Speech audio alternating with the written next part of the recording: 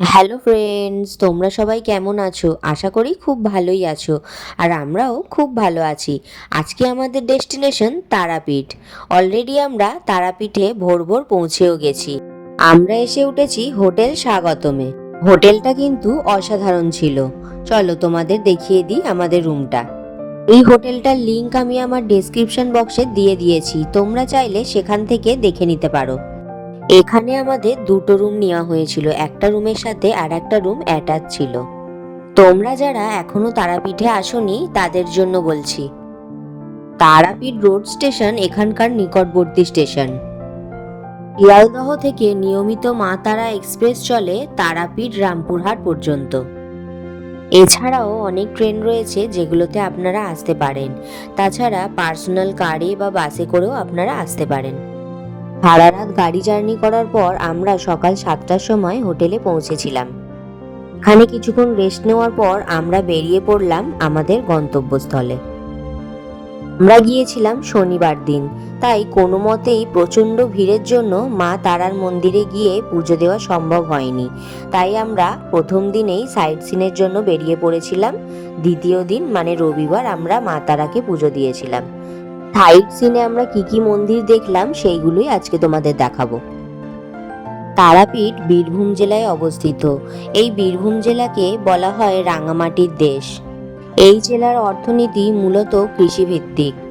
এই জেলার মোট জনসংখ্যার মূলত 75% কৃষিকার্যের উপর নির্ভরশীল। তাই যতদূরই চোখ যাচ্ছে শুধু চাষবাসই দেখতে পাওয়া যাচ্ছে। এ যেন এক অসাধারণ প্রাকৃতিক দৃশ্য, যা দেখে মন জুড়িয়ে যাচ্ছে।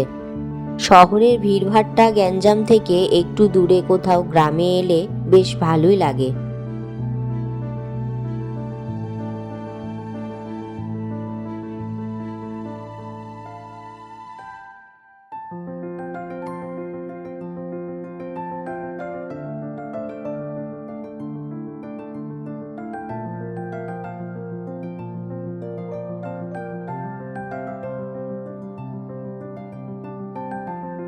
এখানে এখনো পর্যন্ত মাটির বাড়ি এবং খড়ের চাল দেখা যায়। প্রথমেই চলে এলাম বীরচন্দ্রপুরে শ্রী শ্রী জগন্নাথ দেবের মন্দিরে।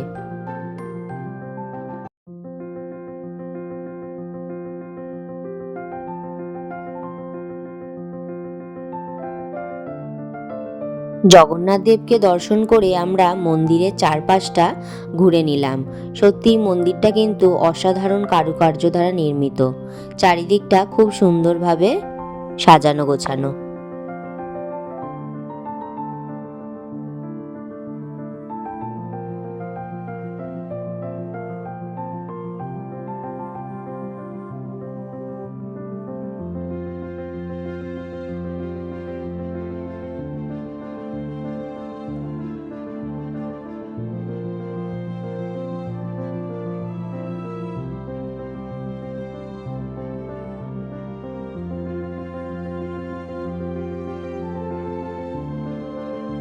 এরপর আমরা চলে এলাম বাঁকারায়ের মন্দিরে।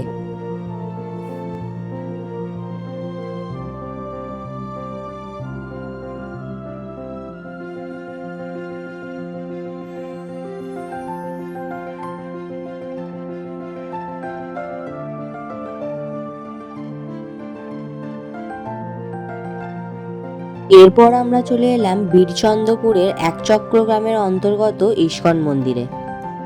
এই একচক্র গ্রামটি গৌড়ীয় বৈষ্ণব ঐতিহ্যের অন্যতম প্রধান ধর্মীয় ব্যক্তিত্ব নিত্যানন্দ রামের জন্মস্থান হিসাবেও বিখ্যাত।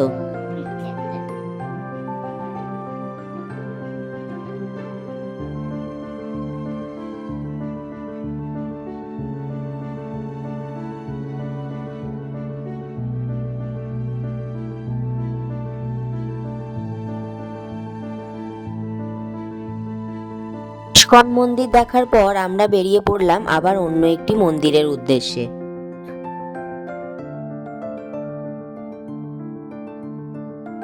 মধ্যযুগে ভক্তি আন্দোলনের সঙ্গে যুক্ত ছিলেন দুই যুবক, একজন নবদ্বীপের গৌরাঙ্গ এবং অন্যজন এই রাঢ় অঞ্চলের নিত্যানন্দ মহাপ্রভু। মনে করা হয় যে মহাভারতের প্রথম পর্বে কুন্তী তার পাণ্ডবদের সাথে এখানে থাকতেন। এটি একটি পবিত্র বৈষ্ণব ধাম এবং নিত্যানন্দ মন্দির, যা নিতাই বাড়ি নামে পরিচিত বৈষ্ণব ভক্তদের তীর্থস্থান। এরপর চলে এলাম বাঁকারায়ের অন্তর্ধান স্থল জানকুণ্ডু হাটুগাড়া। নিত্যানন্দ মহাপ্রভু মাকে স্নান করানোর জন্য সর্বতীর্থকে আহ্বান করে এনেছিলেন, তাই এই কুম্ভে সপ্তসাগর ও সপ্তনদী দুই বর্তমান। এর পবিত্র জল স্পর্শ করলে মানব জন্ম ধন্য হয়ে যায়।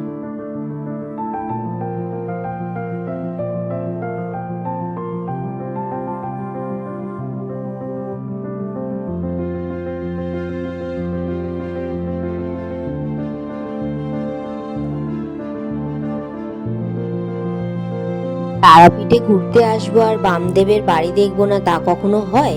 এরপর আমরা চলে এলাম বামদেবের বাড়ি আটোলা গ্রাম। এখানে বামদেবের আসল বাড়ি যে কোনটা সেটা বোঝা দায়। দু তিনটে বাড়ির মধ্যে প্রত্যেকেই বলছে এটাই বামদেবের আসল বাড়ি।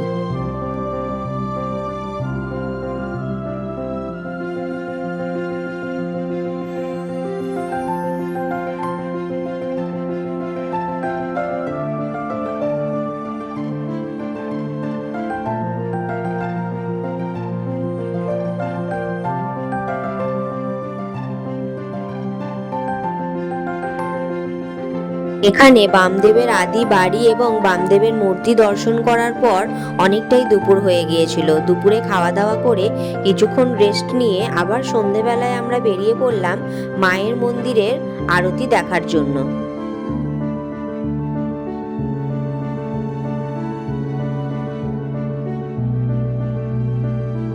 মন্দিরের রাস্তায় যেতে যেতে আমরা মেলাটাও কিছুটা ঘুরে নিলাম।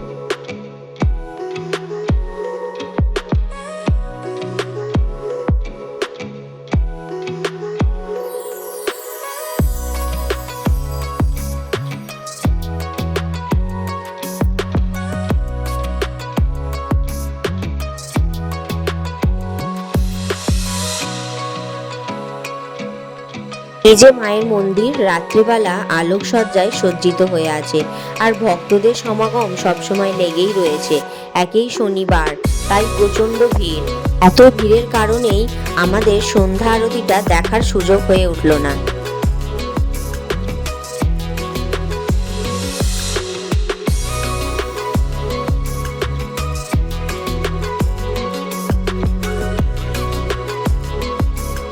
রাত্রিবেলা আবার আমরা হোটেলে ফিরে এলাম। রাতের আলোতে হোটেলটাও বেশ দারুণ দেখতে লাগছে, তাই একটু ক্যাপচার করে নিলাম।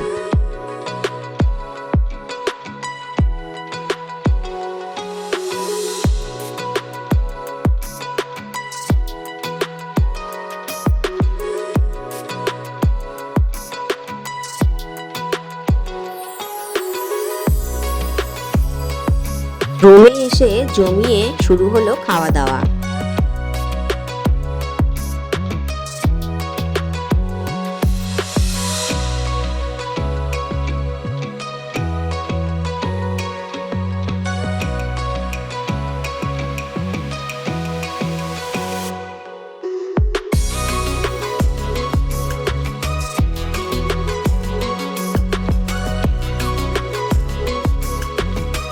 এই ভিডিওটা প্রায় শেষের পথে। এর পরের ভিডিওতে তারা মায়ের মন্দিরের পুজো দেওয়া এবং শ্মশান সম্বন্ধে তোমাদেরকে দেখাবো।